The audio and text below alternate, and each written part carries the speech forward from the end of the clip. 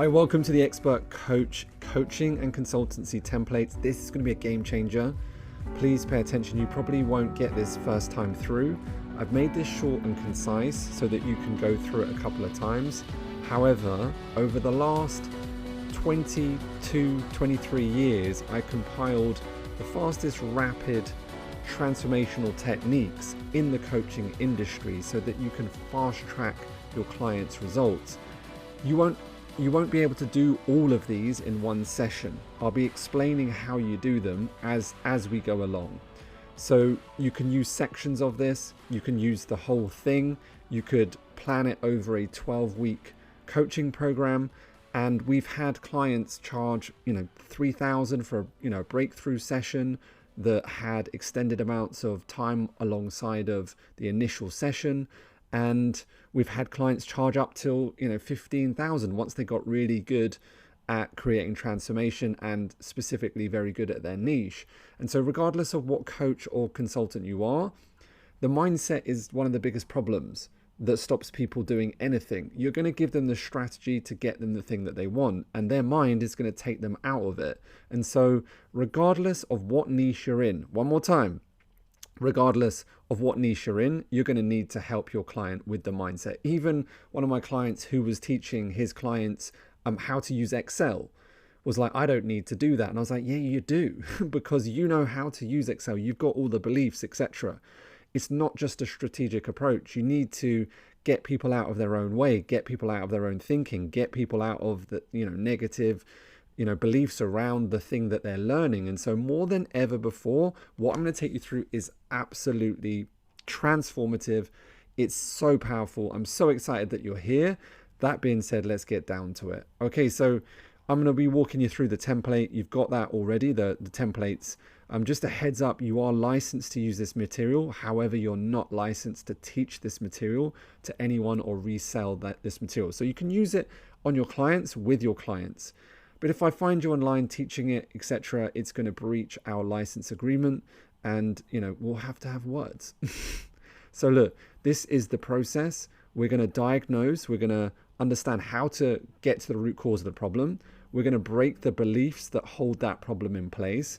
We're going to retrain a habit, and then we're going to compound on that habit. Really simple.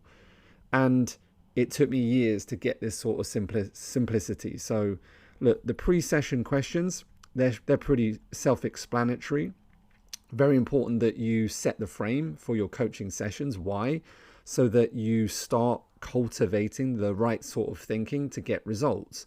And so if you could have anything as a result of this session, what would you want? What do you currently have in your life that you no longer want? And just so you know, I do this with my team. I do this with myself, my business partner. We also have coaches that hold us accountable. We do it every single quarter. We do a monthly update on that, and we do a deep dive on anything that's holding us back. Because regardless of how successful you are, every single new level, as you achieve a new level in your business, a new devil will appear. So look, I'm not going to go through all of these questions, but you get the understanding. We're pre-session questions. Again, if you haven't used pre-session questions, you're massively missing out. You have to set the pre-frame, get them thinking. What also helps is it clears out a lot of the emotions and stories and sometimes the waffle that people think is really important to relay, and it gets just rid of that so you can get clearer and more concise down to the actual root cause of the problem.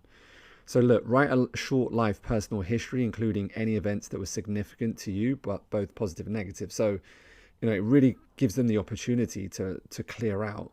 What patterns have you noticed in your life so far? You're bringing awareness to what those currently patterns are. How long did you have this problem for?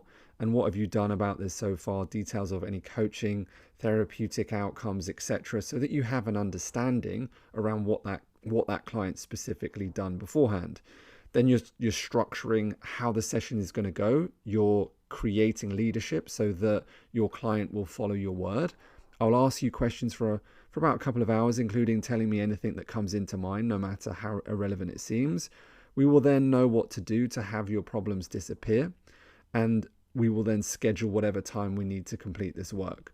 Explain the conscious and the unconscious mind, and give examples of how easily the unconscious mind can communicate So for example, what I mean by that is that a lot of people think you can consciously just, like, just tell me how to get rid of the problem. It's not as simple as that. If it was as simple as that, then no one would have any problems.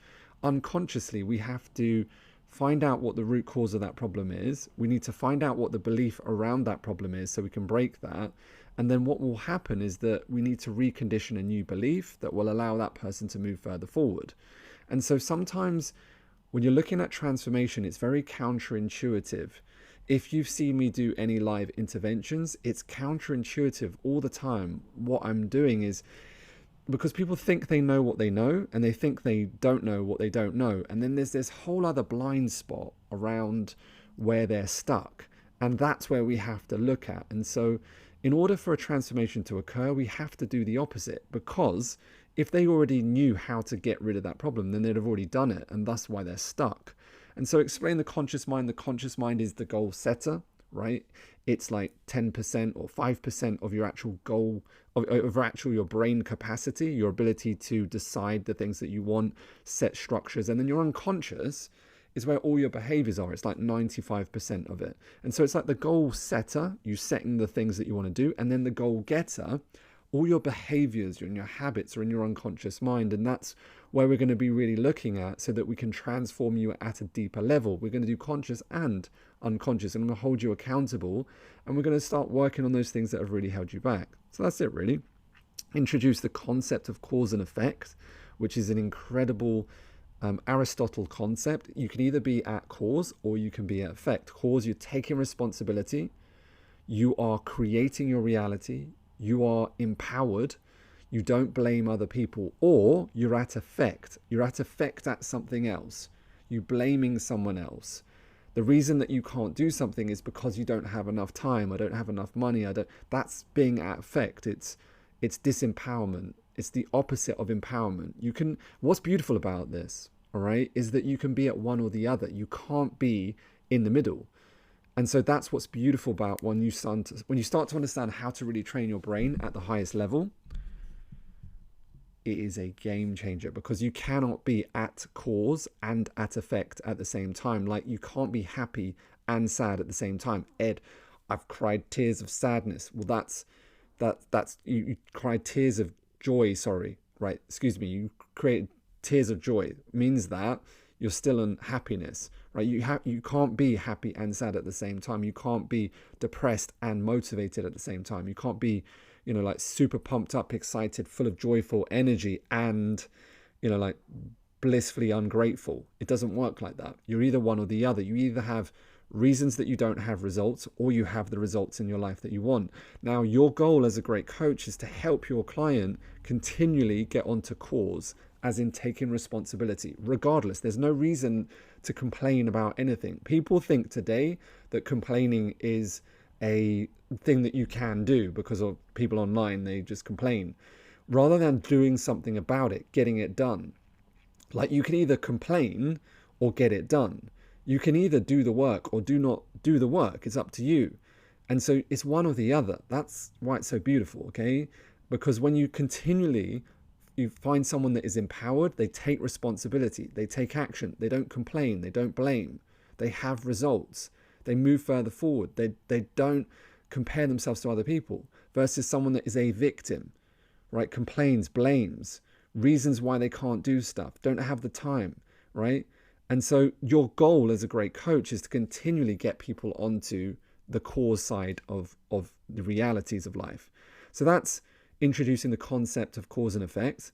Frame appropriately, the problems can occur with the unconscious mind. Choose to create them without conscious awareness, and that the unconscious mind always has a positive intention for everything it does, which means that specifically you create these patterns because you believe that they're creating, a value return for you. So for example, when people overeat, they are always self-soothing from an emotion.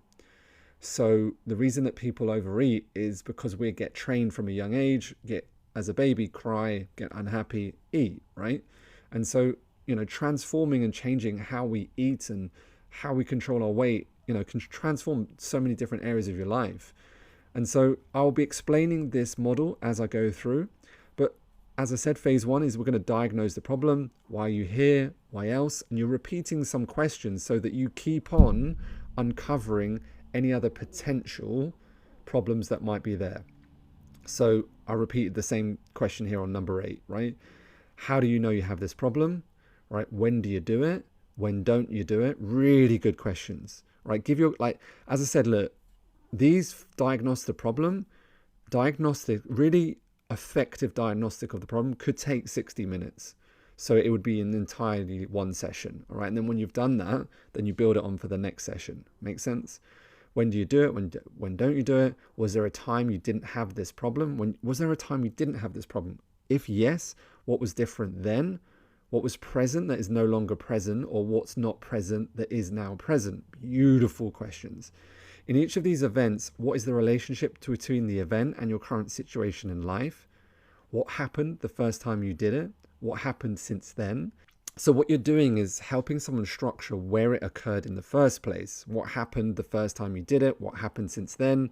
What emotions did you have that associated with this problem? Allow your client to take the time. And what I like to do specifically is write out their keywords, write out the things specifically that they say. It also is very important that they feel heard, and being heard and having your words written down is a big part of feeling understood. So what do you believe about the problem? Tell me about your childhood in relation to the problem. See if there's any links. Tell me about your family in relation to this problem. See if there's any links. Ask your unconscious mind, when did you decide to create this problem and for what purpose? Now, there are some questions that maybe if you're like logical, you might go, I don't know what this means. If you sit into these questions and let your client relax, they may come up with different answers. And this is just an uncovering process to diagnose effectively. We're going to take the doctor consultant process, which is professional, clean, concise questions. Imagine you go to the doctor, right? This is not like super extrovert, well, let's get you motivated. It's none of that. It's professional. You go to the doctor, you expect to be professionally asked questions so they understand your problem. If they don't understand your problem, they're not going to understand you. So we trust based on, does someone get what we're talking about, right? That's how we build trust. It's not the amount of social media followers that you have. It's not how many likes on social media, and it's not how much content you're pumping out on a daily basis. It's, do you understand your client's problem? If you don't understand your client's problem, you cannot build trust, okay? Ask your unconscious mind at 21, all right? Ask your unconscious mind, if there is anything your unconscious mind wants to pay attention to, such that if you were to pay attention to it, it would cause the problem to disappear. A very powerful hypnotic question. It is loaded with a presupposition there that if it does answer, it's going to start getting rid of that problem. Remember, if they say, I don't know, you answer, that's fine. And if you did know, what would the answer be? So you're jumping through that. That's fine. If you did know. If you did know, what would that be? Therefore, it allows, if you did know, your imagination to start going. Is there anything your unconscious mind at 22 wants you to know or learn, the knowing or learning of which will have the problem disappear? Again, very powerful presuppositions. Presupposition means that within the sentence, if they start to answer the sentence, they're going to start noticing transformation occur. 23, what are you pretending to not know by having things be this way? Beautiful question. Okay, look, when it comes to prime concerns at 24, prime concerns are like these drivers, like they're similar to like values. Okay, what you're going to notice, all right, ask yourself these questions. 24A, what are you best at? Starting things, changing things, or stopping things? And choose and notice. What are you worst at? Starting things, changing things, or stopping things? So what and who is it that you're not being, doing, or having that you want to be, do, or have? Now, a lot of my training comes from ontological psychology, and this is a original ontological question that you may have seen in a range of different sorts of psychology processes, etc. But the concept is of being present, rather than, trying to get something to be happy. It's the concept of how are you turning up being. And so what you'll notice is that you'll find yourself, what are you best at? Starting things, changing things, or stopping things. What are you worst at? Starting things, changing things, or stopping things. And so what is it that you are not being, doing, having that you want to be, do, and have? This will give you just some outlines to understand how your client's going to react to accountability, etc. So you start to get a really good awareness to their entire personality. Notice the person who's worst at starting things will have a trouble being who they want to be. Why can't I be who I want? Because they have trouble starting things. So we work on that starting phase. The person worst at changing things will have a trouble doing what they want to do. Why can't I do what I want to do? So therefore we have to work on, we're going to notice certain sort of beliefs that come up around that stage. The person that's worst at stopping things will have trouble having what they want also. Why can't I ever get what I want? Because there's things that are stopping you and you can't stop them. Okay, and so what is it that we need to work on around that? Just gives you more specifics on which stages of action people need to work on. There's 6 core stages to action. There's like preparing for action, contemplating action, thinking about action, taking action, feedback off the action, and then reflection on the feedback on the action. So most people don't really get there's multiple stages to the thinking process to action. Like that's why some people just don't do stuff, because they're stuck in the thinking about it. 25A, can you remember a time when you were totally ecstatic?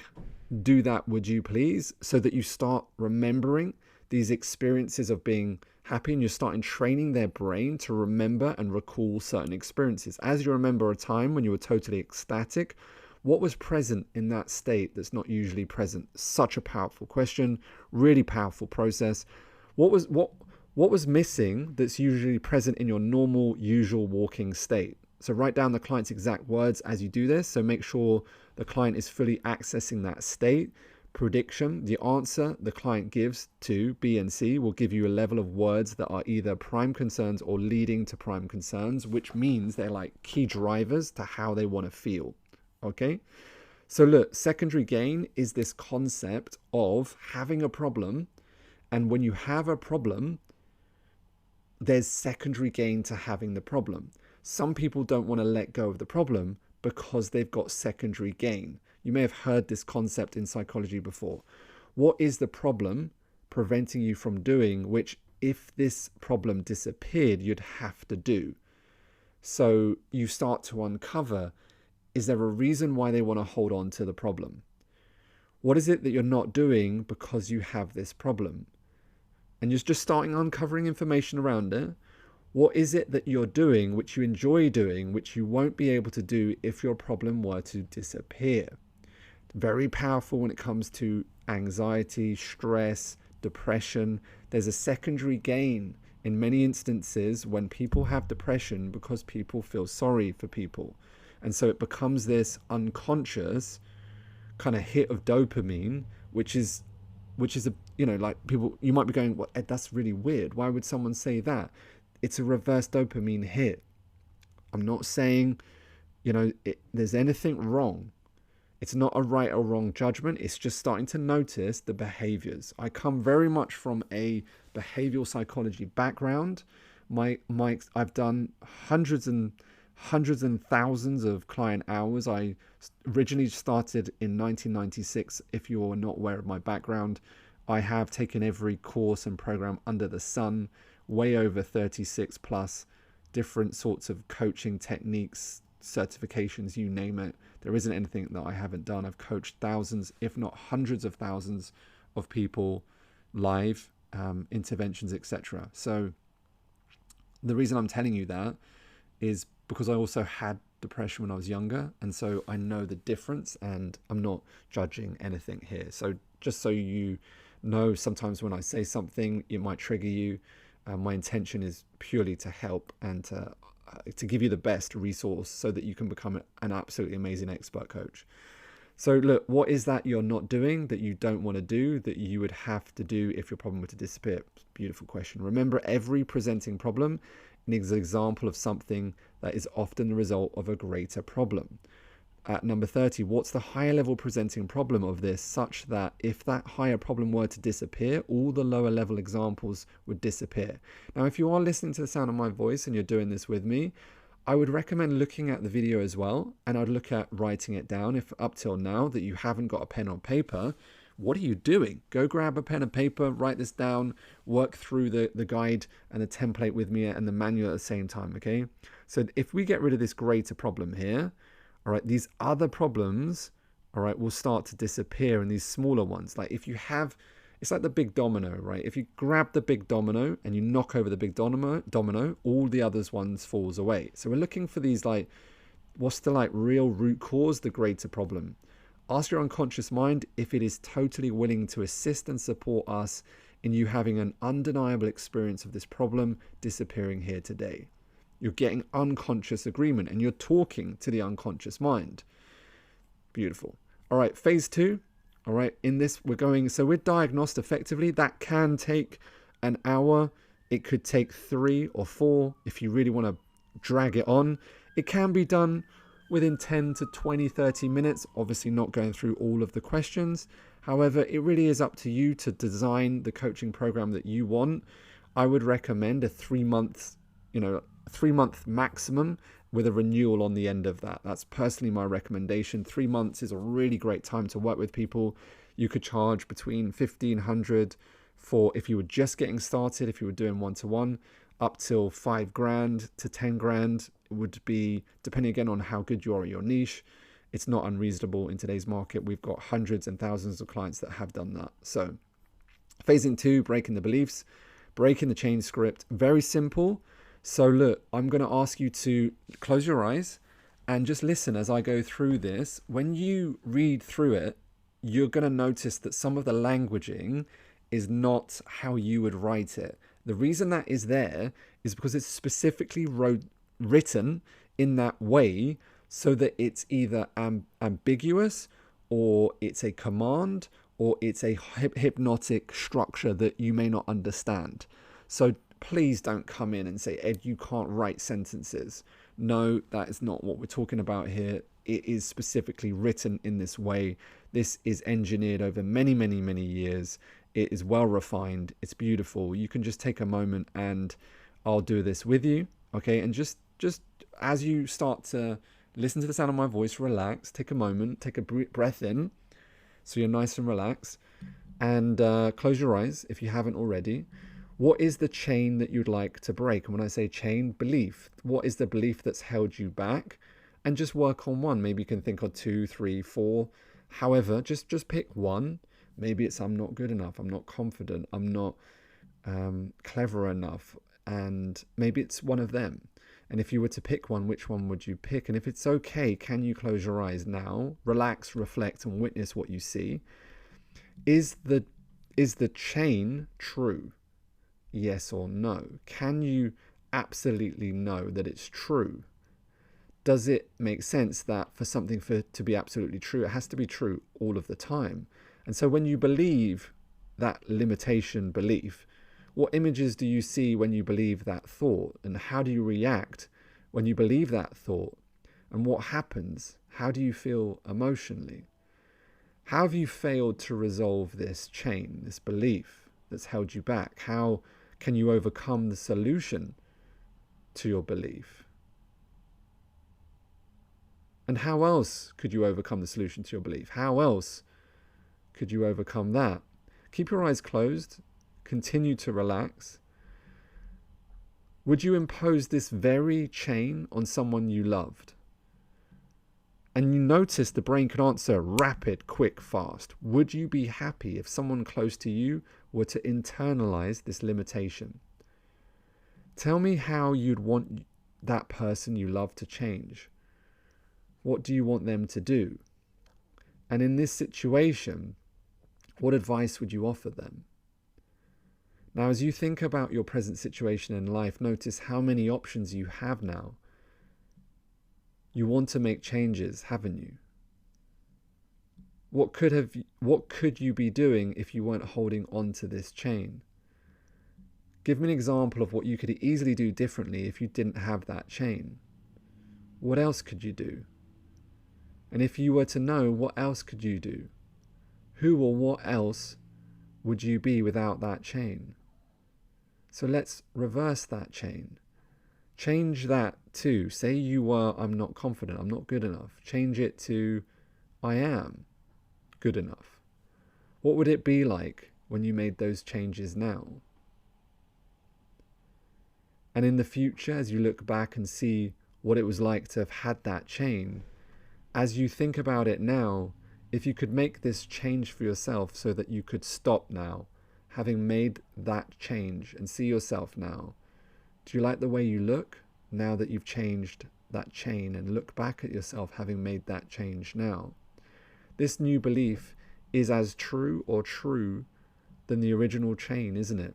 Yes. And so when you think of that old chain, just notice how you feel now. Notice you feel different. Notice how many ways you know you've solved this. And I know that you're changing and seeing things differently.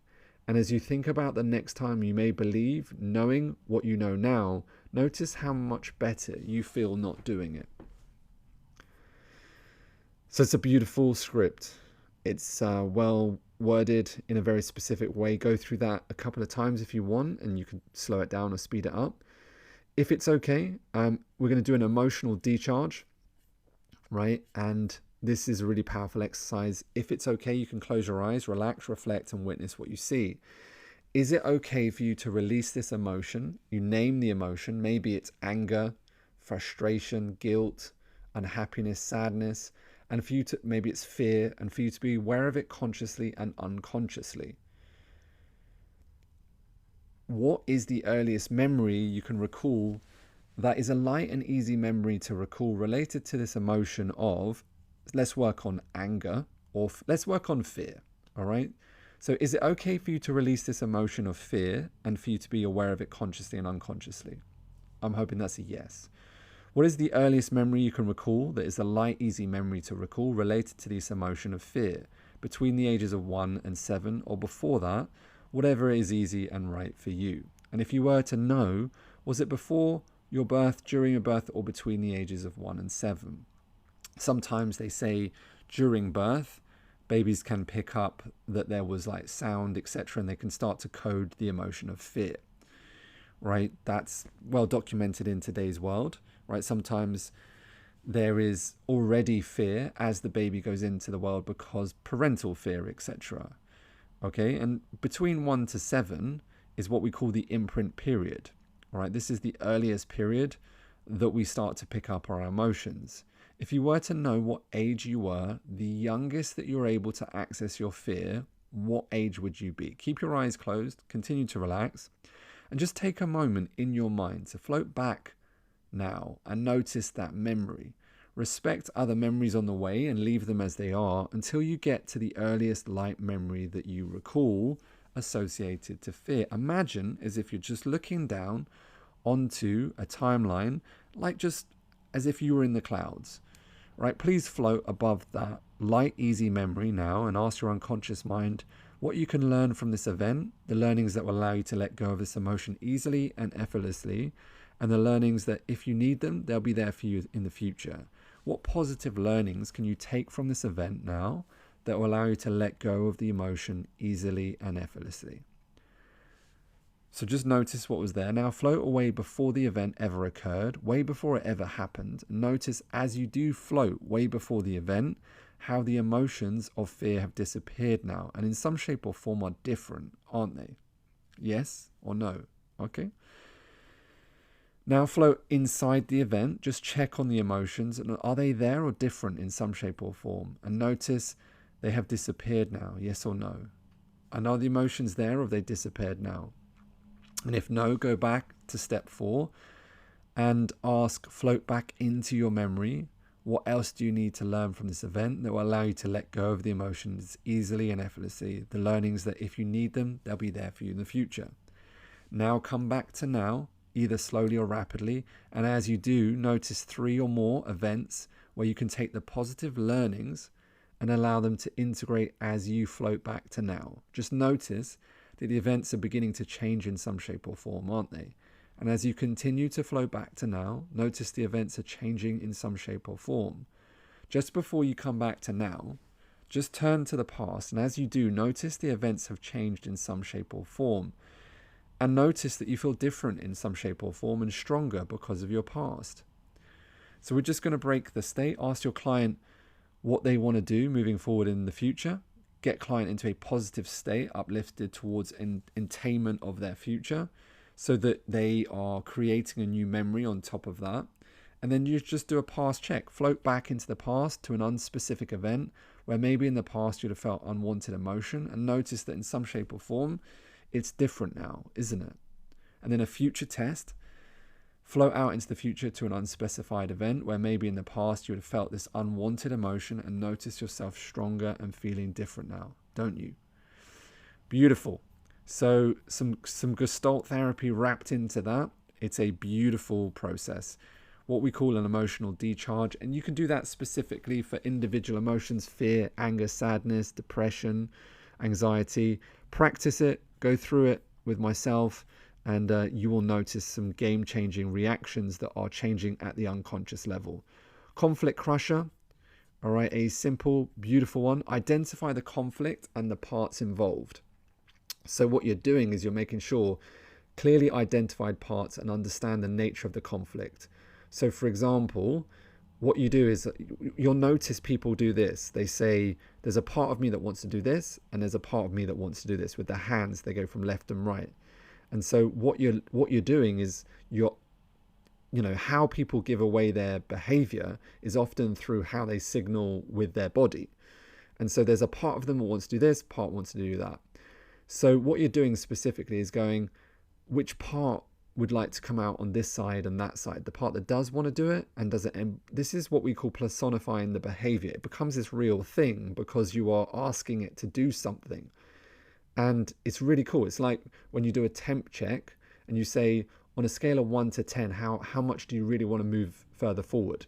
And if they give it a 10, that becomes real because they gave it a 10. It's a hypnotic, it originally came from Milton Erickson, a hypnotic process to create what isn't real by giving it labels and giving it like real life understanding. So you ask this question, how is that a problem for you? Okay, how is it like they're saying, well, I don't know if I want to do this or that. I want to leave this job or start this job. I want to leave this person, stay with this person. There's a part of me that wants to go ahead. There's a part of me that doesn't. This is a conflict crusher. This is conflict internal. We need to crush this. So have the part and number 2 represent the unwanted state or behavior come out on one of the first hands. I wonder if I could talk to this part. So for example, I can't, like move ahead with my coaching business. I can, right? So talk to the part I can't, right? And which hand does it want to come out, left or right? I wonder if I can talk to this part. Which hand would you like to come out and stand on, left or right? I can't. All right, right. Make sure the client has an image of the part and it comes out on the hand. Who does this part look like, right, on the right? Does it look like, sound like, feel like someone you know? They're going to give it maybe their father, dad, someone else. It's them. Who knows? Elicit the opposite to come out on the other hand. So if this is I can't, then this means I can, right? I'd like to talk to the part with which the part is in most conflict, the flip side of the coin, the opposite, and let's have it come out and stand on the other side. Cool. So now we've got I can and I can't. Make sure the client has an image of the part as it comes out. Who says I can? Who does this part look like? And it looks like, sounds like, feel like someone you know. Okay, cool.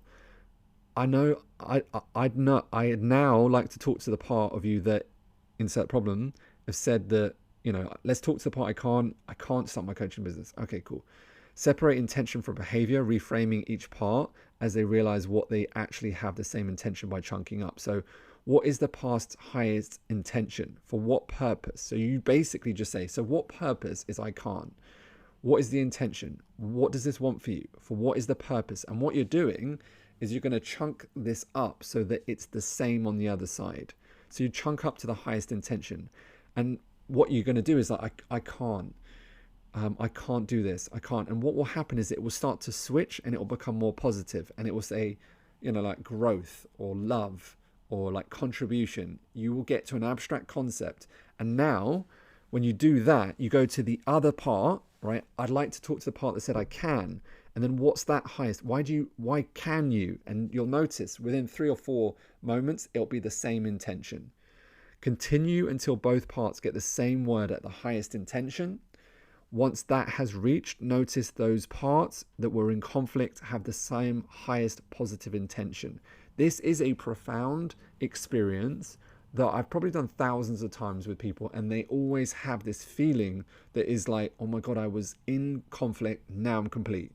With that, notice how the hands turn towards each other and see the 2 internal images begin to merge as the hands progressively move closer together. As the hands come closer, give additional suggestions for integration. As the hands come together, create a 3rd image that symbolizes the integration of the 2 former parts. So what you're noticing is that they're going to start moving together, and as they move quickly or fast, doesn't matter, they're going to come together, touch, bring it in, and it will create an incredible response in the unconscious mind. As the hand comes together, create 3rd image, bring the new integrated image into your body through placing both hands on your heart, breathing in, absorbing this whole new experience, merge it into the wholeness inside, relax for a few minutes, and then consider how you're going to approach your situation differently in the future now you're fully integrated. Now, I know this may sound super abstract and maybe a little bit weird, but you have to practice it and go through it. It is a profound experience. I personally, when I first, got introduced to this sort of work, transformed how I thought. And I was someone that had a lot of negativity, huge limitations, tried to jump out in front of a train when I was younger. And this is the sort of work that transformed my life. So you can transform someone else's life and yours at the same time, which is just beautiful. Changing association scripts, really simple. How we create images and how we create our feelings is through images, right? And so like when you eat an ice cream, it creates a feeling inside you. There's a picture association with your brain. And so we can play with these things to change how we associate. Notice when when you turn up at home and you walk through the door, like your partner has a way of looking at you, if you have one, or maybe you remember, if you haven't, you like your parents, all right, do it with this. You turn up and they look at you in a certain way and they can create a feeling almost straight away. If you've got like a angry father like I used to have, all he has to do is just look at us and we'd like feel a certain way, right? So there's an association to the visual cue here. So we're going to transform how this occurs. Beautiful. So look, just follow the process. Can you think of something that you like but wish you did not like? And as you think about how much you like that, do you have a picture? So for example, if you do it on ice cream, when you think of ice cream, do you think about how much you like it? Do you have a picture? You'll have a picture of ice cream. Can you think of something which is similar, but which you absolutely dislike? What is it? So for example, if you think of dog's poo, which is the same sort of consistency, as you think about how much you like that, do you think of something which is similar but which you absolutely dislike? As you think about how much you dislike that, do you have a picture of it? Yeah, of course. Right, and so what we're going to do is then change the submodalities of like into the submodalities of dislike. So for example, you really just going, here's ice cream, and we're going to find these submodalities within ice cream, and then we're going to put dog poo into ice cream, which means that you end up eating less ice cream or not at all if you don't want to, because it will be associated with dog poo and you don't want to eat dog poo, right? Because if you smell dog poo and you've had that experience of having it all over your hands like I have, which is what happens when you have dogs, you just don't want to eat it, or I guess you wouldn't. So look, change the submodalities of like into dislike. Map the dislike list into the like list. Picture the thing you like. Tell them to make the picture like those of the dislike list. The sound that to lock it in place, sound the Tupperware. See, I'm going to do this with you, so you do it. All right, and now what do you think you used to like? How is it different? Imagine a time in the future where you might be tempted to eat ice cream. What happens now is you can associate dog poo. So look, here's what happens. Look, stage 1. When you think of ice cream and how much you like it, do you have a picture? Yes. Okay. Is it black, white, and color? And you just go down here. Is it near or far? Is it bright or dim? Where is the location? Okay. What's the size of that picture? Is it associated or dissociated? As in, are you looking in it, or are you watching yourself, associate, are you in the picture looking out, or are you seeing yourself eating ice cream? Focused or defocused, changing or steady, framed or panoramic, movie or still. Now, some of this information will be available, some of it won't. And what you start to notice is just by doing this, you create a massive specifics in the brain. You start to really notice that these things that you've never really noticed before are all available to you. Are there any sounds? Location of those sounds, direction of those sounds, internal or external, loud or soft, fast or slow. And you're collecting more information. This is the image, right? Okay, and location of that, feeling, size of the feeling, shape, intensity, and what you're doing, straight away they're going to put that feeling somewhere. Very important. Movement or duration, vibration, pressure. You just tick this list. So break the screen, cool. Right, what you want to do is change the senses. So can you smell popcorn? Which means that they have to think about popcorn and smell it, and they're like, ooh, and they're just a bit confused. And then, so when you think of how much you dislike dog poo and how much you dislike it, do you have a picture? Yes. And you do the same here, okay? Then you same here, okay? And you take the coding for this dog poo, right? And then when you've got that, you break the screen, okay? And then what you do, so when you think of ice cream, and then you put this coding into it, all right? So if it's black and white, and for example, the ice cream is color, you go make the ice cream black and white. Make it all of these things that you've written down here. And that will then create a disassociation with ice cream. And that's how you stop someone from like emotional eating. That's how you stop someone, who's habitually conditioned. Now, I had a drug rehabilitation center for many years. Well, I was smoking initially at first, and then we moved into other drugs, and I sold it before we started to scale it up on that. However, this is one of the biggest kind of frameworks that I use to stop people from smoking. It's really, really powerful. So look, this is the same process, okay? And what you're doing is you're changing the association to a belief, right? And so what you're doing here is you're just doubling up. You're doing exactly the same. It's really simple. So look, I'll read you through it. Can you think of a limiting belief about yourself that you wish you did not have? Good. What is it? Ask, as you think about that belief, do you have a picture? Right? They will do. Can you think of and so then you elicit the submodalities of that belief. So I believe I have, I believe I'm not good enough, right? When you think of that, is there a picture? Yes. Okay, cool. Now you want a belief, I am 17, because it's not true. So you want a belief that's no longer true. And so you say, when you think of I am 17, you code it down, right? Then you put I am 17 into I'm not good enough. And so what we do, I believe I'm not good enough. You code that picture. You just read out the question. Is it black, white, color, near, far, as per the, and then I am 17, no longer true. So you code that, and then you take the coding and you put that straight into this. And so what this does is it neutralizes it. Then you take the sun will rise up tomorrow. The reason that you want to do that is that the sun is unconsciously always been there in your life. So we're going to take the coding of the sun will rise, okay, and then we're going to put that into I believe I am good enough, which hasn't got a strong enough coding. So this will become unconsciously just something that you know is absolutely true, absolutely game changer, super powerful, and is unconsciously one of the most powerful things that you can do.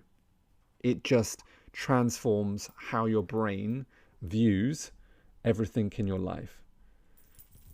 Right. Removing unwanted behavior patterns. Keys to successful behavior removal. The behavior removal is for the purpose of creating momentum towards compelling future. The behavioral removal installs choice for a new way of life rather than change or remove old habits. Okay? So it's simple. Get the picture. So doing a behavior. So for example, like when you think of like being stressed, or when you think of like being nervous, or when you public speak, or when you're thinking about doing content and you get nervous, get the picture that represents the habit, state, behavior that you would like to change. Like what's that behavior? So when you think of that, right, do you have a picture? This is the old picture. Get a picture of the type of person you'd like to be. Okay, it represents the positive. How would you like to be instead? Okay, yeah, I'd like to be able to be really confident just doing it. Okay, when you think of that, Do you have a picture? This is the new picture. Good. Now step out of the picture and see yourself in your body, right, in the picture. Change the visual intensity of the new picture, the desire, right, enhance the brightness, etc. So for example, here's how I'm going to read it and then I'll do one with you because it's actually sometimes a bit easier if you just listen to me. Take the new picture and make a small and dark, put it in the lower left-hand corner into your screen. Now what we're going to do is now step out of the old picture, fully associated, and make sure you're looking through your own eyes and then you can see your body in the picture, right? Good. Still with the old picture on the screen. Now insert the lower left-hand corner of the screen, a small dark picture in the new picture, and make sure you can see your body in the picture. Now in the new picture, explode big and bright and have it explode so that it covers the old picture. Simultaneously have the old picture rapidly shrink down, become small and dark in the lower left-hand corner, and quickly go shh. All right. So repeat points 4 or 5. Okay, here's how we do it. Okay. You're thinking, Ed, okay, read this through, practice it, do as it says, you will get results, okay? So look, when you think of a behavior that you no longer want, you're nervous about something, these are really good sort of behaviors. You know, like when you want to do content, something comes up in your mind. When you think of that picture, right, when you don't want to do it, do you have a picture? Cool. Make it black and white, small, and step out of it. See your body in it. Make it small. Notice the further away, the less you feel. And just put it on the left-hand side. Cool? Makes sense. Right, when you think of how you'd like to be instead, all right, how would you like to be? Confident, right? Doing it. You're smashing it. You're pumping out. You're doing all the things that you want to do. When you think of that, let's make it bright. Beautiful. Let's intensify it. What sounds are there? All right, notice the bigger you make it, the better you feel. Okay? Keep that really, really big. Make it as bright as it needs to be. Make it as compelling as it needs to be. Put all of the sounds and the feelings. What feelings are there? Intensify them. Turn it up like a radio 10 times over. Okay, notice that. Now step out of that picture. See yourself in there doing the thing. Okay? Now we're going to go back to that dark, small picture. Put it up on the screen. Okay? And then in a moment, we're going to 3, 2, 1, swap the picture over. And that big picture is going to swoosh straight over. All right, do it again. Okay, and then 3, 2, 1, swish. Open up your eyes. Do it again. 3, 2, 1, swish. Open up your eyes. Do it again. 3, 2, 1, swish. Do it again. 3, 2, 1, swish. And now keep on doing it until the grey picture dissolved, is eradicated. All you can see is that big, bright picture, burning bright, you doing the thing that you want to do. Give it a go. It is beautiful. Okay, at phase 3, we're going to retraining your emotional responses. Really simple. To be able to create an emotional response in a person at any time, at any experience in an associated intense state. Okay, there's 4 steps to creating an emotional response. Have the person recall a past vivid experience. Provide a specific stimulus at the peak. All right, some sort of touch. Change the person's state and then evoke the touch. It's really simple. So the best states to anchor are naturally occurring states. Next best are past, vivid, or highly associated states. And all we need to do is say, can you remember a time when you were can you remember a time when you're really happy? Can you remember a time when you're really motivated? Can you remember a time when you were really positive? When you think of that, all right, I just want you to touch, right? Maybe like rub your heart, or you could touch a knuckle. And as you go back to there now, go right back to that time, float down into your body and see what you saw, hear what you heard, and really feel the feelings of being totally motivated. That's all we're doing. To stack positive emotional responses, you elicit several positive states. The states chosen for a particular positive emotion can be the same or different. And you go, a time when you felt really powerful, a time when you felt really loved, a time when you felt you could have whatever you wanted, a time where you could have it all. A time where you felt really energetic, when you had a ton of energy. A time where you fell down laughing. A time when you felt totally... And what you're doing is, you remember a time when you felt totally like... Feel what you felt, hear what you heard, see what you saw, and then rub your heart, right? Or touch your knuckle, you can do. You can load them up. Can you remember a time when you felt that? As you go back to that, go straight back to that time, float down into your body, see what you saw, hear what you heard, and really feel the feelings of that. Apply a stimulus, all right, and then remove the stimulus, okay? And then what will happen is that as you go back to that heart state, you'll feel good again. Okay, you remember another time when you felt that? Then you repeat the process. So look, destroying negative emotional responses, get into rapport with the client. Tell the client, in just a moment, I'm doing a process called destroying negative emotional responses, and that will necessitate that I touch you. Is that okay? If it is online, of course, is it okay if you touch certain parts of your body? Decide on which positive resource states are needed. And so you're going to go, remember a time where you're really positive, remember a time you're really happy, remember time, notice what you felt, feel what you felt, hear what you heard, see what you saw. And then as you do that, rub your heart, okay? And now, so what we're going to do is you're going to elicit the positive state, get into each one before you elicit that, evoke the state, stimulate and test, and then make sure the client is fully associated, intense, congruent state for each of those states so you stack up. So what you're doing, you're going, do you remember a time when you were really happy? Yeah. Do you remember a time when you were really like motivated? Feel what you felt, hear what you heard, saw, hear what you heard, see what you saw, and enjoy the feelings of that. And you're getting them to associate into those feelings and anchor them into their body. All right. And what happens is then you're going to stimulate the negative state once. So when you think of that negative state that you get into, someone says something, all right, notice that. Okay. First, then fire the positive state. So you're going to diminish it. Fire the stimulus at the same time until they peak and the integration is complete. Watch the client as they usually exhibit signs of asymmetrical behavior until the integration is complete. It's a really cool one. Simplistically, what you're doing is here's 5 really positive states. Okay, here's 5 really positive states. You can do that. Now think of 1 negative state. Okay, all right, okay, you got that. Now we're going to fire them both at the same time. And what that does is diminish the negative state. And then can you imagine a time in the future when you might be in a similar situation, what happens? And you'll notice they won't be so triggered. So look, this is a process of which we're just compounding on. You just link the same states, all right? So identify undesirable states. And so you're thinking like, what's a negative state that you want to get to positive? So if you go procrastination, okay, into motivation, okay? So procrastination, when you think of being procrastinated, go back to that, feel what you felt, hear what you heard, see what you saw. When you think of confusion, go back to that, feel what you felt, hear what you heard, see what you saw. When you think of, excitement, feel what you felt, hear what you heard, see what you saw.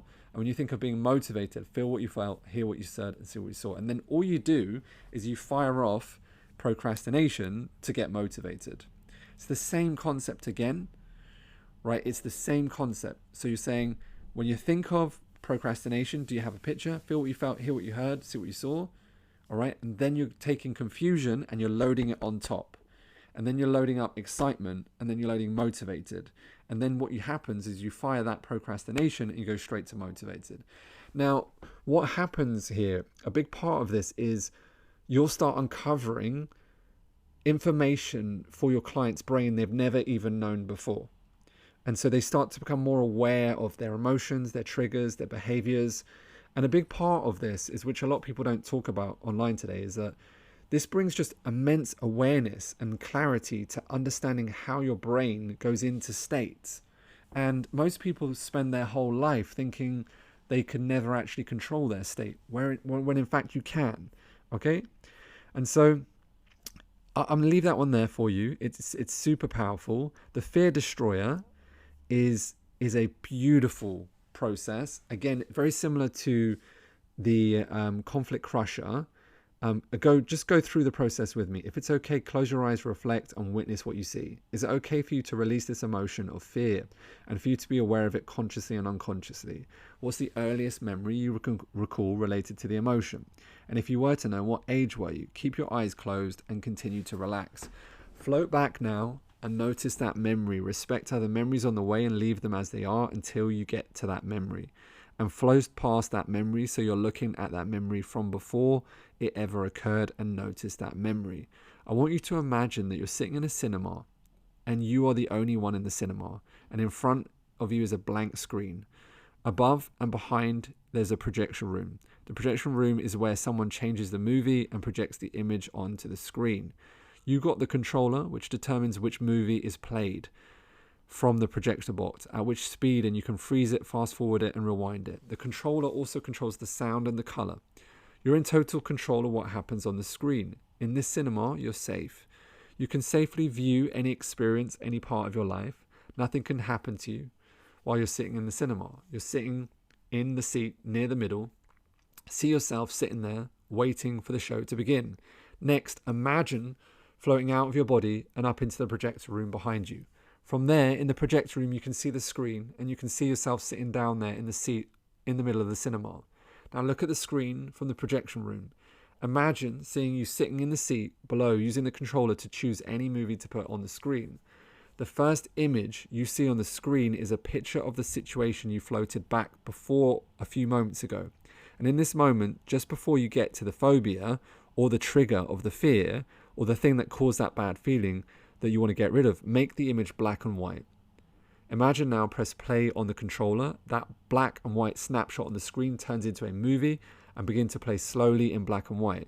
Watch it play in black and white from the beginning up to just before the end of that unpleasant experience. Do that and see yourself watching the whole movie all the way through. When you get to the end of the screen, it goes completely white. And then run the movie backwards in color, and you'll see everything in reverse. People will walk backwards, things will move backwards, run the movie backwards to the start. Hear the rewind sound, that sound, then run the movie forward in black and white, but do it really fast, taking only 1 or 2 seconds to do it. And as the screen goes white at the end, then run it backwards in color, then run it movie black and white, and then the screen goes white at the end, then run it black in color, then run the movie towards back and fast forward it, back forwards until there's no feelings. Okay, then future test. Let me do it with you. Let me close my eyes so I can access it. Look, when you think of fear, right? Do you have a picture? Okay, cool. Put that up there. Okay.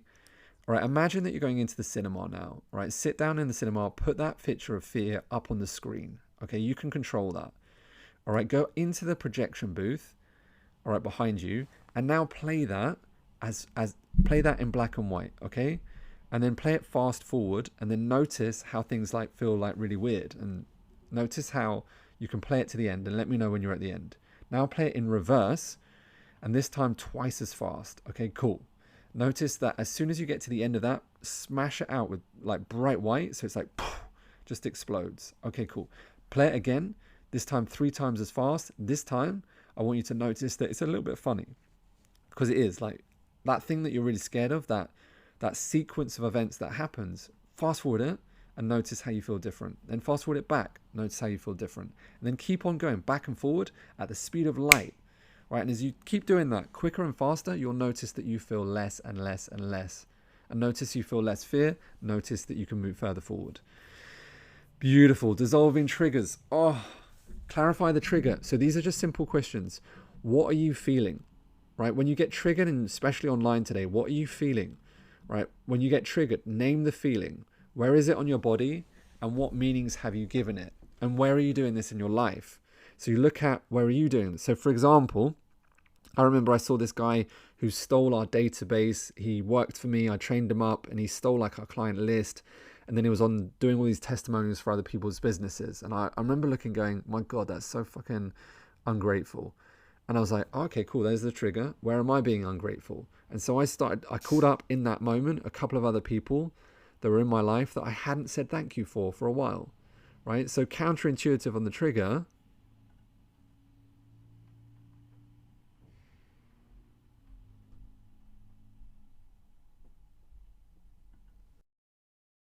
So counterintuitive on the trigger. Where are you that feeling for other people? So where are you being ungrateful for other people? Where are you that feeling in other areas of your life? Where are you feeling ungrateful and not appreciating things in your life? Do you see how we do that? Counterintuitive, reverse it in. What new action can you take to create new feelings? So specifically, being grateful, having a journal, increasing the morning mantras, etc. And so whenever anyone is triggered, that's where the beauty is, because underneath that trigger is a blind spot. There's emotions, there's something that needs to be released. The only reason it's coming up is so that it can be released, healed, and cured for the future. The triggers are where it's at. So the last element, compounding, don't overlook this. It's really simple. So once you've got the problem, once you've like broken the beliefs, once you've done some transformational work, then you're holding your client accountable. Okay, and so for example, these are the 4 key accounts I hold myself accountable every day. Being account, energy, love account, impact account. So being account as in how are you being? So what I put down there for is like meditation, breathing, ice and heat therapy. Those are the things that make sure that I do those things and I am fully transformed and being the best I can be. I feel amazing, right? Energy, specifically working on food, right? What food are you eating? You know, I make sure that I don't eat any, wheat, dairy, sugar, caffeine, no caffeine, no sugar, no dairy, no wheat. What else? No gluten, no alcohol, cigarettes, standard, none of that. Once you clear out of that, your energy is just superb, right? Love account, what you're doing specifically for the love in yourself and also externally, like your partner, your friends, a little message every day, or you're working on a key person, or there's like for my internal love account, I practice the piano every day.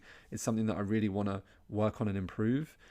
Impact account is specific towards your career or business, specific actions that you're going to do on a daily basis. Now the goal here is to help your client to take one habit on each of those 4 accounts and ingrain it and hold them accountable to that. So don't do like 800 things they need to do. It's like being like, now they might just want to work on this, right? Or they might need to work on this. And so it takes priority. So these are consistently out of balance. This is what life is. And life is continually finding completion and getting balance in these areas. And so if you just work on your work and you're not working on your love account, then of course you're going to be missing out in that. And if you're not focused on your food and you're not focused on how you're turning up with your emotional well-being, then of course those are going to slip. And so that's the beauty about holding this accountable for your client, because these are always going to be improving, right? There's not a time where these become like instantly amazing. The goal of, as you start to coach more successful people, you'll realize no matter how successful they are, they're always working on these key areas. So look, that is the coaching consultancy templates. If I'm super pumped for you. All right, keep going, keep growing, never give up on your dreams. Keep us updated. Let us know if you've got any questions. If you haven't jumped into the Expert Coach online training specifically, you're really missing out. So I'd 100% do that. And if you haven't jumped into any of the sport elements, I would massively recommend that. As always, no matter what happens, my name is AJ Smith. Never give up on your dreams, and I cannot wait to see you on the next session.